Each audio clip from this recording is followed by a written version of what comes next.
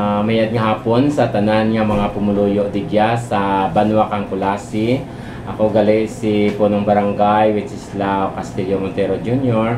kang Barangay Sentro Poblacion Kulasi Antique. Kag presently I am the treasurer of Liga ng mga barangay digya sa Kulasi chapter. So sa kadyang hapon ang sitwasyon sa tilad kang atin nga ginapaabot nga bagyo nga si Ruby. Atin lang ginapamaan sa ating nga makatawhan nga mag-alerto gid kita kay sa tilad ang atin nga Municipal Disaster Risk Reduction Management.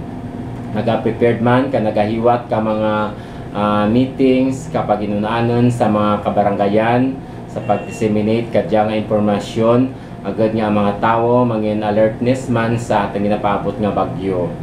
Kag nagahimo mantikang ating nga pinalangga nga Municipal Mayor Honorable Joel A. Lumugdang digya sa Banwa kang Kulasi sa pag-clearing kang aton nga mga kakahuyan kag sa pag-picture kang antes nga matabo ang bagyo nga napaabot natin para sa aton nga mga documentation digya sa Banwa kang Kulasi. Kag sa tilad ang aton nga mga aton nga Banwa kang Kulasi nakapreparar gid ang aton nga mga sarakyan para sa transportation in case nga may tinatawag kita nga storm surge digya sa Banwa kang Kulasi. Kag ang aton nga DSWD man naka-prepare naman ka mga bugas natin nga in kaso may mga kinahanglanon sa aton nga mga evacuation center, tanda nang inhanda man sa pag bulig sa aton nga mga evacuation center digya sa Banwa kang Kulasi.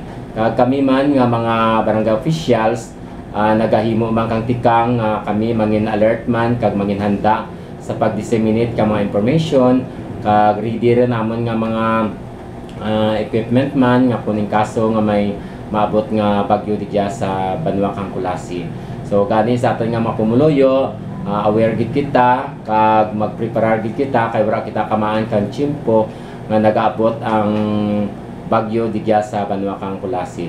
So kaninyo nga tanan dudurogin nga salamat kabay pagid nga magpangamuyo kita nga ang bagyo magapalagyo sa Banwa kang Kulasi kag it may matabo nga zero nga kabuhi nga maupang sa aton digya sa Banwa kang Kulasi. So magpangamuyo lang kita, hindi kita magdurak ang paglaom, sargit kita sa aton nga mahal nga Ginoo. Thank you very much kag may ayad nga adlawon kaninyo nga tanan.